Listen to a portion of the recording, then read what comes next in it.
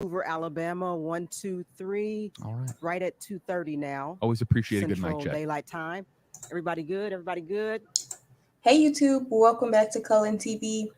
Thank you guys so much for joining. So right now we are taking a look at a press conference that the Hoover police are holding to give us an update on the Carlee Russell story. So just a little bit of background. She was missing supposedly. There are a lot of stories going around about her not actually being missing and just pretending, just making everything up.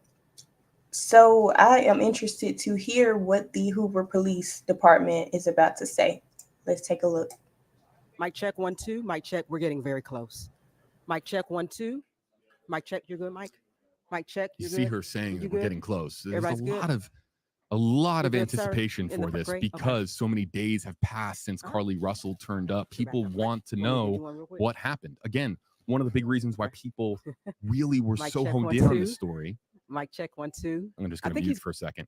One of the reasons that people were so honed in on this story was because it was a missing person. It was a call to action. People just wanted to help find Carlee Russell safe and sound, but a good Samaritan All right, as well. official 2-minute warning from 2-minute right warning. now. Okay, 2 minutes. So that's the official 2-minute warning from Hoover Police. But again, it's a woman who called 911, says that she was doing the right thing by reporting a toddler on the side of the road, pulling over on the side of the interstate, getting out of her vehicle, checking on the toddler when a friend on the other end of the call heard a scream, and Carlee Russell vanished. There's been mic endless check, 1 2. It's speculation good. Okay. since then, but I think it would be helpful to everybody to put away for the next few minutes over the course of this press conference, put away all the speculation for a moment, because this is now an official police update that we are getting from Hoover, Alabama, where I agree. It's really crazy how people are coming up with all these different scenarios, and a lot of them are presenting it as fact. However, we have not heard any official report or details given by the Hoover Police Department, and that is what we are about to listen to once they get started.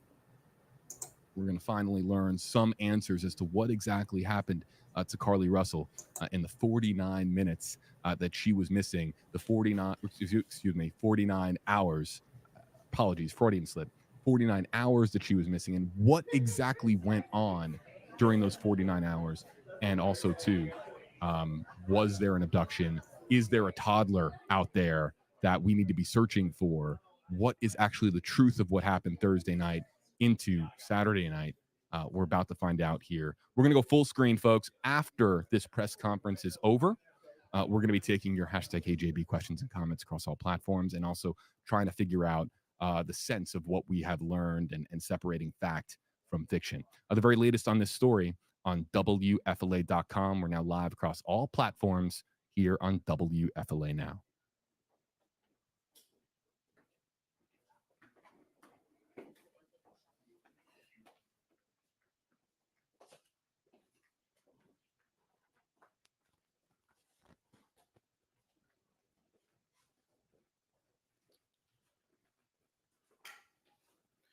All right, good afternoon and welcome to the Frank and Pam Bearfield Training Center.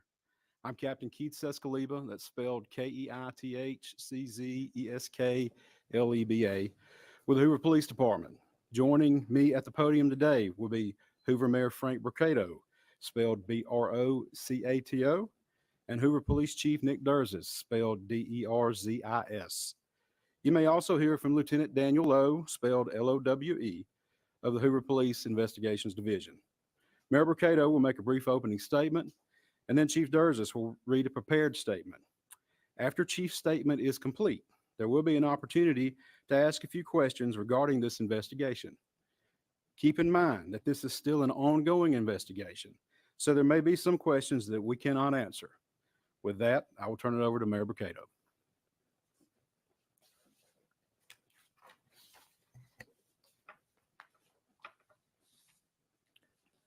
Thank you and good afternoon for you all coming today. 6 days ago, our community learned about the disappearance of Carlee Russell, and it sent fear and pandemonium not just through our city, but the entire state and the nation as well. The media quickly joined us to get the word out about Carlee. Our community sprung into action, and they organized search parties, arranged prayer vigils, and they took other steps that I'm not even aware of to help in this situation. The Hoover Police Department quickly rallied multiple partner agencies, stopping at nothing to find Carlee. I'd like to take this time to say thank you first to the Hoover Police Department, our partner agencies, our wonderful community, and to all those that aided in some way in connection with this situation.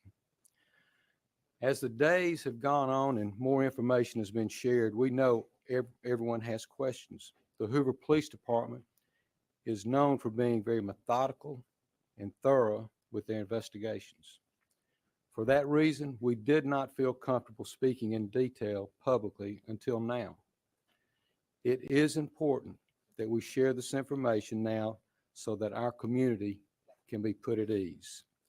So at this time, I'll turn the microphone over to Hoover Police Chief Nick Dursis. Thank you. Thank you, Mayor. Thank everyone for being here today. Besides me stands the team who played a significant role in this investigation. I want to thank our department, members of surrounding local law enforcement agencies, the FBI, Secret Service, United States Marshals, and ALEA for their assistance in this case. We said from the evening of July 13th, our focus would be the safe return of Carlee Russell. That occurred on Saturday, July 15th, approximately 49 hours after she called 911 and disappeared. From that point, our focus has been to determine Carlee's whereabouts during that time and what exactly took place. Let me say up front, this investigation is not over. We're still working this case, and we'll work in this case until we uncover every piece of evidence that helps us account for the 49 hours that Carlee Russell was missing. However, through the public interest, and in some cases, public fear that this story has generated, we owe it to our citizens to tell them the facts that we have uncovered. So I will give you the facts that we know today. On July 13th, at approximately 8:20 p.m., Carlee left work from a business at the Summit. Surveillance video from her place of employment shows Carlee concealed a dark-colored bathrobe, a roll of toilet paper, and other items belonging to the business prior to her departure. She ordered food from Tzatziki's at the Colonnade and traveled there. She then traveled to Target on 280, where she purchased some granola bars and Cheez-Its. From there, she remained in the parking lot at that shopping center until 9:21 p.m. when she drove to I-459. Carlee communicated on her cell phone with individuals known to her while on her path of travel up to the point of calling 911 at 9:34 p.m. And at this time, we will play the 911 call in its entirety.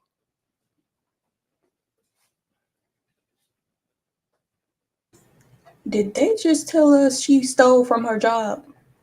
Please let me know if I heard that incorrectly.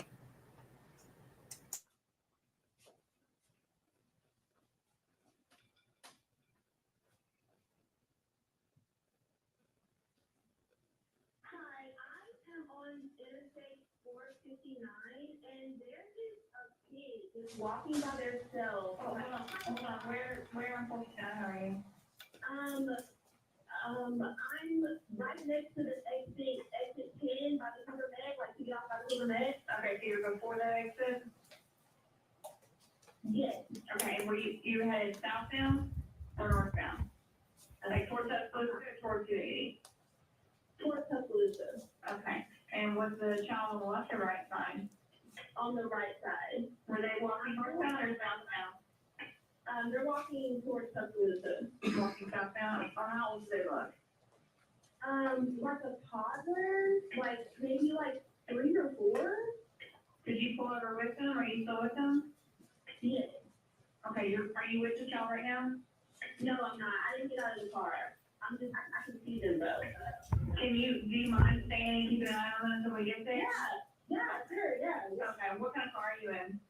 I'm in a red Mercedes-Benz. Is it a sedan or SUV? SUV. I mean, it's a sedan, sorry. Can you put your hazards on for me? Yeah, they're on. Okay. Did you talk to the child at all, or did you say anything to them? No, Okay. no, Do they look like they're injured? no, they don't. Are they white, black, Hispanic, or Asian? They're white. Okay. Is it male or female? I think it's a boy, a little boy. White male? Okay, so is he wearing clothes? Yes. Okay. What is he wearing? It's a white t-shirt, and it doesn't look like he has any pants on. It looks like a diaper. And you don't see any cars anywhere? No, no cars anywhere.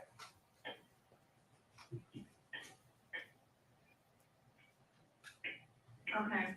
All right. What's your name? My name is Carlee Russell.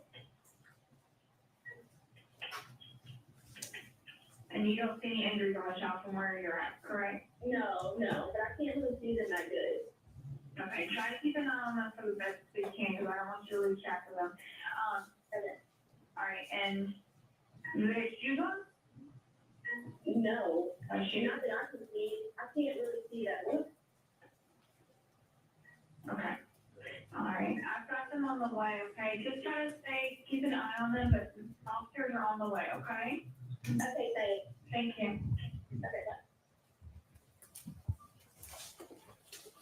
Carlee called a relative after speaking with the 911 operator. She went missing during that conversation sometime after 9:36 p.m. Traffic camera footage was obtained which depicted this portion of the incident, and that footage was analyzed as part of the investigation in conjunction with the 911 call and cell phone data to accurately determine the time frame. Carlee's 911 call remains the only report of a child on the interstate, despite numerous vehicles passing through the area at that time. No one has called to report that a child is missing, and the Hoover Police Department did not locate any evidence of a small child walking down the interstate.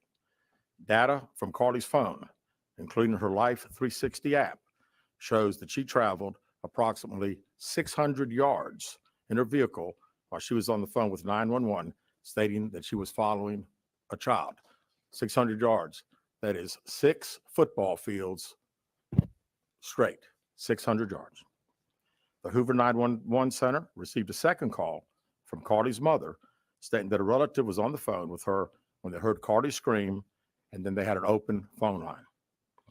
Hoover police officers arrived on the scene within 5 minutes of being dispatched, and several other officers arrived shortly.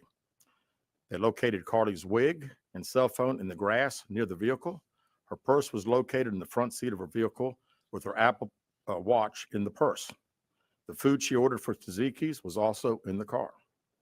The items she purchased from Target, as well as the items taken from her place of employment, were not in the vehicle, nor were they located anywhere around the scene. Hoover police deployed all available assets from the point in the search for Carlee. Additional resources were called in to include our own drone unit, crime scene investigators. Numerous detectives responded to the scene. Throughout the day Friday, officers from surrounding local and federal agencies assisted Hoover police in the search for Carlee Russell. Officers returned to the scene on 459 to conduct a thorough line search for evidence. K-9 teams from the Jefferson County Sheriff's Department responded to check for any sign of Carlee, the child that she claimed to see, and anything else that could be considered evidence in this case. Those searches all turned up empty. Private citizens, including search parties organized by her family, friends, began looking everywhere that they could to find any trace. These searches took place throughout the day Friday and again on Saturday, yielding nothing. At 10:44 p.m. on July 15th, the Hoover 911 Center receives a call from Carlee's residence stating that she returned home on foot. In subsequent investigations, detectives obtained surveillance footage of Carlee walking down the sidewalk alone prior to arrival at her residence. She was conscious and speaking with paramedics when she was transported to UAB. Detectives were able to obtain a brief statement from her prior to being treated and released. During the statement, she told detectives that while traveling down the interstate, she saw a baby walking down the side of the road and called 911. She stated when she got out of her vehicle to check on the child, a man came out of the trees and mumbled that he was checking on the baby. She claimed that the man then picked her up and she screamed. She stated he then made her go over a fence. She claims he then forced her into a car, and the next thing she remembers is being in the trailer of an 18-wheeler. She stated that the male was with a female. However, she never saw the female, only hearing her voice. She also told detectives she could hear a baby crying. She told detectives the male had orange hair with a big bald spot on the back. She said she was able to escape the 18-wheeler and fled on foot, only to be captured again and then was put in a car. She claimed she was then blindfolded, but was not tied up because the captor said they did not want to leave impressions on her wrists. She said that they took her into a house and made her get undressed. She believes they took pictures of her, but she does not remember them having any physical or sexual contact. She stated the next day she woke up and was fed cheese crackers by the female. She said the woman also played with her hair, but could not remember anything else. At some point, she was put back in a vehicle she claims was able to escape while it was in the West Hoover area. She told detectives she ran through lots of woods until she came out near her residence. During this interview, detectives noted that Carlee had a small injury to her lip, and she claimed that her head was hurting. She also had a tear in her shirt. Detectives also noted that she had $107 cash in her right sock. Out of respect for Carlee and her family, detectives did not press for additional information in this interview and made plans to speak with her in detail after giving her time to rest. Detectives continue analyzing data from Carlee's cell phone that was left behind at the scene. We enlisted the help of the United States Secret Service in conducting this analysis. Part of what data includes several internet searches in the days leading up to their disappearance that I think are very relevant to this case. On July 11th at 7:30 a.m., the term, "Do you have to pay for an Amber Alert?" was searched. On July 13th at 1:03 a.m., the day of her disappearance, the term, "How to take money from a register without being caught," was searched. On July 3rd,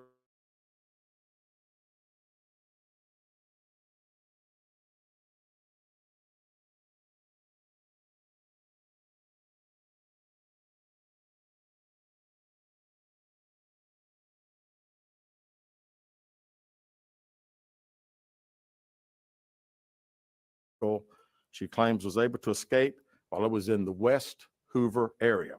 She told detectives she ran through lots of woods until she came out near her residence.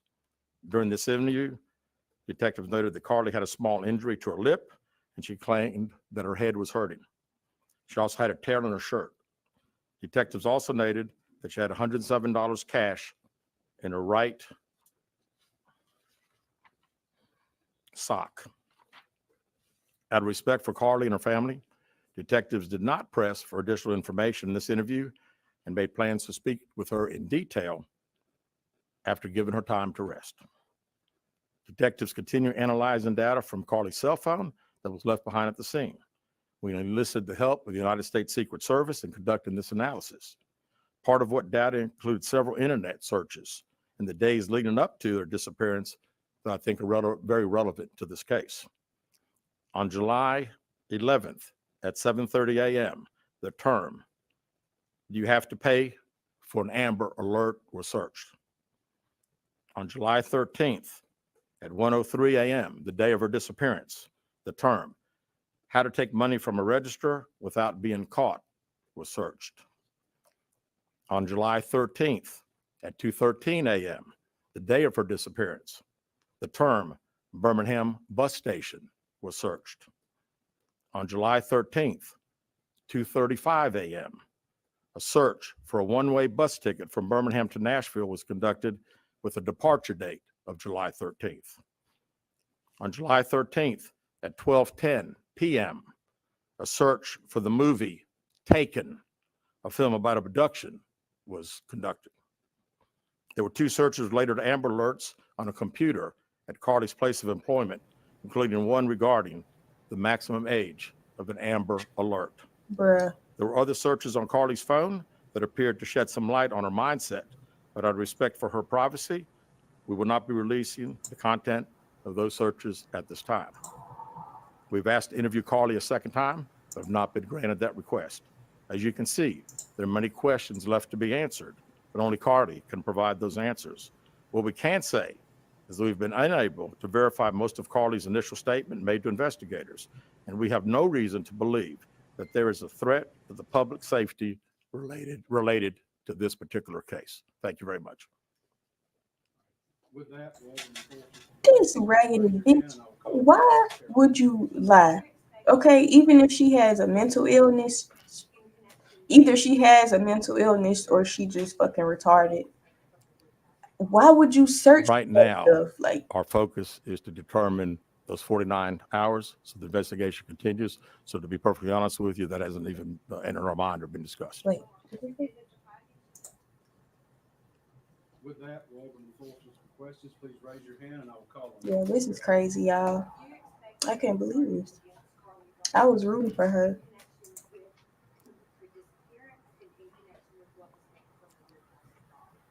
Right now, our focus is to determine those 49 hours, so the investigation continues. So to be perfectly honest with you, that hasn't even entered our mind or been discussed.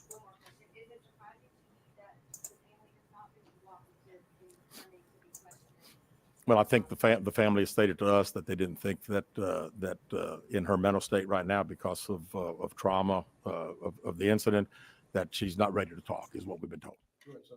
Yeah, question for Chief.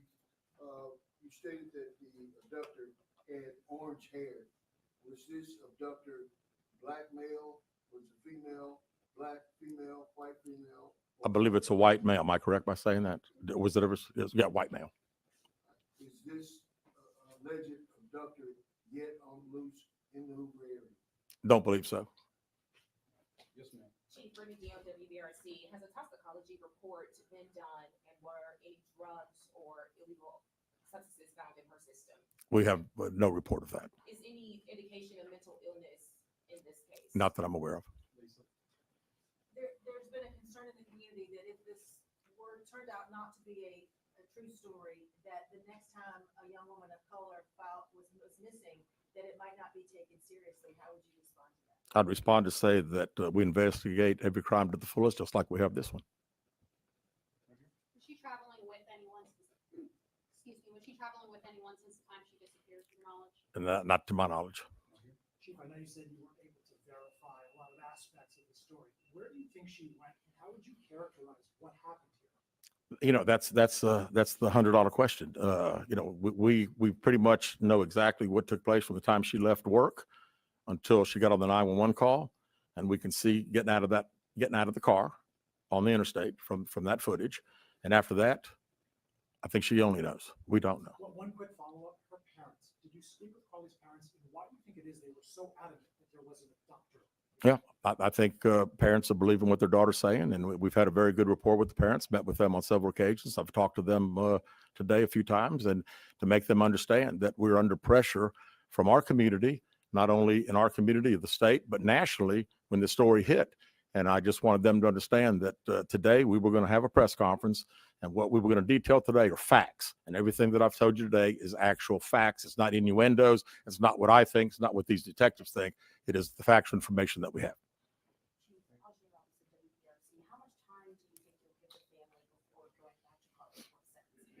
Well, I think our detectives have talked to the parents, and we're ready. We're ready to talk as soon as she's ready. So, you know, she called right now. We're ready. One word to describe what went on. What would that be? How about unknown? You know, we know the facts that we have. Everything else is unknown at this time. In the back. What have the past few days been like for you, your department? This has been a stressful search. Well, absolutely. And again, the focus of the investigation that Thursday when she went missing, of course, the focus was to get Carlee home. That's what we want all. We wanted her safe and sound. And that's all happened. And then, of course, this has gotten to be not only a local state story, but a national story. So, you know, it's a lot of stress on everyone in the Hoover Police Department, and the mayor, to every citizen here. We want to know the truth. As you stand here, are you frustrated? I wouldn't say I'm frustrated. I mean, I'm very happy that Carlee's home. That was the main ingredient here. And then we'll figure it out. I promise you that. We'll end up figuring it out. Any idea about the number of manpower hours or the expense of the drones and all the rest of the search that might have cost the city and the state and federal government. Yeah, we haven't had time to consider that, but it's again, these detectives that are here, this is just a small group of people that have been associated with this case. We have put every available resource that we have on this case because we wanted to make sure that we found out everything. We wanted to get her home, and we have. Chief, is there any prior indication of mental health problems? Not that I'm aware of. Can you just expand on the people from the state, federal resources brought in? What were they doing exactly as you all were searching for? Can you just expand on that? Sure. A lot of the from the FBI side, several agents helping us interview. I mean, as you well know, in a case like this, especially when it goes national, we got hundreds and hundreds of calls. And when you get those calls, some of them may just be outlandish, but you got to follow up on them because you never know that you may get that one tidbit. And I'd also say too that we had a great cooperation with the family. The family received hundreds and hundreds of tips, and every time they got a tip, they sent it to us. Would you say a crime has been committed? No, we have not determined that. No. Keith Mims, WAGG 610 Summit Media. Question for Chief. With all of the searches that you mentioned, Chief, that were on Carlee's phone, does that kind of give you an indication of her mind state during this ordeal, 48 hours? Yeah. That she went missing? Well, again, we want to talk in facts, and I do think it's highly unusual to the day that someone gets kidnapped, that 7 hours, 8 hours before that they're searching the internet, Googling the movie Taken about an abduction. I find that very, very strange. Yes. That is crazy. Feel confident, your investigators feel confident that you know why. No, we do not know. Absolutely not. Chief, can you explain for us, you mentioned that while at releasing Carlee's on front line one, she was traveling 6 football fields, which tells you what? Which tells me that I've had kids, and I'm sure a lot of people here have, and it's very, very, again, she said it, and I'm not saying it couldn't happen because I've always been one of these guys, never say never, but 6 football fields. I like athletics, I like football. 6 football fields. To think that a toddler, barefoot, that could be 3 or 4 years old, is going to travel 6 football fields without getting in the roadway, without crying, without any just moving down. It's just very hard for me to understand. Yeah, she lied. Damn. We did not see, from what we can tell, we don't see anybody on the interstate other than her car and then someone getting out of her driver's side. We have sent that off to the FBI for enhancement. It has not been returned. Do you think in this case that charges will be forthcoming towards Carlee Russell? And how serious of a crime is it to not only fabricate a 911 call, but to lie to law enforcement during an investigation? Well, again, that's not something that we've been discussed since we're going through the still investigation. But people have to understand that when someone says something like this, we put every available resource. Everybody comes together from, like I say, state, local, federal. It's just a lot of work, and the gentleman early said frustrated. I mean, it is a little frustrating to think that all this has been done and we can't find anything out. Did anyone see her calling in from the side of the road when she made that 911 call? No, not to my knowledge. All right, last question here. Is this investigation held up until you can speak once again to Carlee Russell? Well, there's a few things that we're still doing, but obviously we want to talk to Carlee as soon as we can and do an in-depth interview. And at that time, I think we'll have these investigators doing some other things. So That's all the questions we're going to answer today. We appreciate you guys coming, and we'll be following up with y'all later. Thank you so much. Thank you for your time, Chief. Thank you. Bye-bye. Breaking news on WFLA Now. Here's JB Buno. Carlee Russell claims she was abducted by a man who emerged out of the woods along I-459 Thursday night, but missing items, a troubling Google search history, and a lack of a second interview with law enforcement leave investigators and the public with doubts as to whether or not her story is true. Hello there, folks. JB here with you live on WFLA Now, across all platforms as we try to process so much of what we have learned, but also later today or tomorrow. Like, I'm gonna do a video on this to really break everything down because one, I'm so confused as to why she would fake a kidnapping. And also, she lives in Hoover.